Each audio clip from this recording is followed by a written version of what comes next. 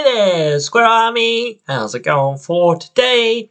I want to discuss Akal, Pakal, first among the equals, and how good I think it is. You can join the Squirrel Army by subscribing. Alrighty, so 3 mana 1/5. Okay, so we're not attacking with this thing. At the beginning of each player's end step, if an artifact entered the battlefield under your control this turn, look at the top 2 cards of your library, put one of them into your hand and the other into your graveyard. So whenever we play an artifact, we get to surveil 2. That's pretty good, I guess. I am trying to think of the best things that you can kind of do with this, but this is already pretty good because you get to draw a card and you kind of get to put a card into your graveyard, which if you have any graveyard synergies, especially with artifacts, which you can do in blue, then you would get quite a bit of value off of this guy. You would have to be really built around that. And I think this is pretty cool. I do have the problem, though, I think, in a way. Actually, you could almost just put lands in the graveyard as well, because you just be like, dude, I'm just looking for gas or whatever. I don't care about these lands or whatever. I'm like, I don't care. But yeah, at a certain point, you certainly would as well, but still. Just that's pretty good, but still, my thought would be you've got to be playing at instant speed with a lot of your artifacts and that sort of thing. And actually, they've printed I think 2 or 3 cards in the last year or two that let you cast artifacts as though they've had flash, or cast colorless things as though they had flash. So this is much more doable now than what I think it was a few years ago. So the climate, I guess, sort of is right. I think you would still want more things that help you flash your things in that don't have flash, but certainly there are a couple of things that have flash. There are also some artifacts that you can effectively return from the graveyard at instant speed and things like that and whatnot. So there's certainly ways to kind of think about it. I'm not sure, besides some sort of what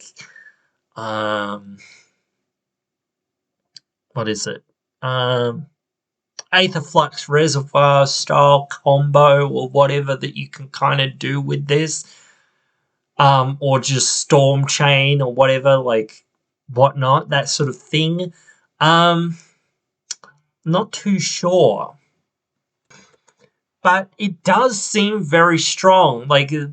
As I sort of say, the problem, I guess, is that this might just fall into Jehoira and a whole bunch of other just artifact-centric decks that are already kind of doing this thing. It might not find much of a home for itself as the face of a deck, but it does seem pretty darn cool to just be Surveil 2. I'll put that in the grave. I'll put this to my hand. Especially if you've got a lot of low-cost artifacts and things like that. You're just and, got a lot of ways to flash them in, and you're just spamming through them to find some random thing or whatever to win the game with or whatever. Especially if you've got things that bring artifacts back. Again, that can do a whole lot of stuff. And it is just entered the battlefield. You don't actually have to cast them. So something like not Ristic Study, this was Smothering Tithe and other things like that. Oh my god. That's just cha-ching, free value almost all the time, because people hardly ever play for Smothering Tithe.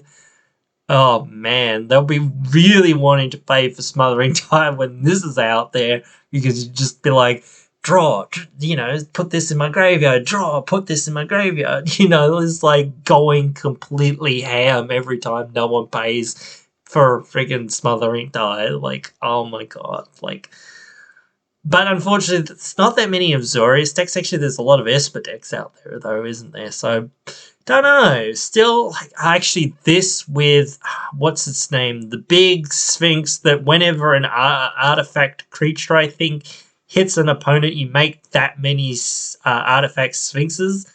Like, oh, I know it's not for each, but still, just like, oh yes, I did play this big Sphinx. Oh, and yes, I did. Next turn get a whole bunch of Sphinxes. Oh, what's that? Free cards.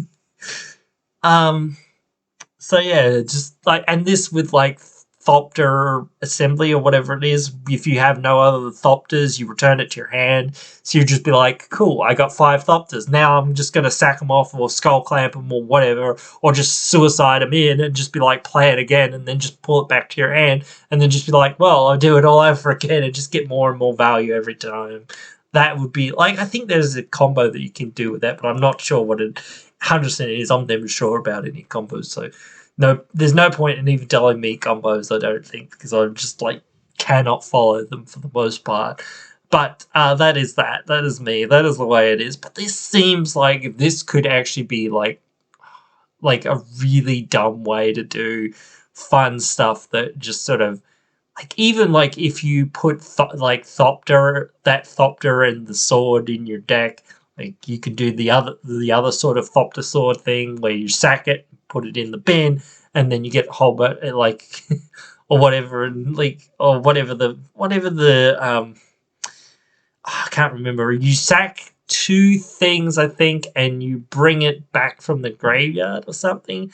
It's another Thopter sword style thing that you just like bring it back. Like, oh my god, it's just, there's a few things that you could do with that, so that seems like really gross, especially like on opponent's turns. You just be like, oh, okay, cool, I'm just gonna sack these 2 things, and then I'm gonna bring this thing back, and then blah blah blah. It makes a whole bunch of things. Like, ugh, it's just gross. So there is a bunch of stuff that again you could do with it that I'm perhaps not thinking about. But you guys can let me know those. Write them down there in the comments below. And hope you've enjoyed, and hope you'll join me again in more.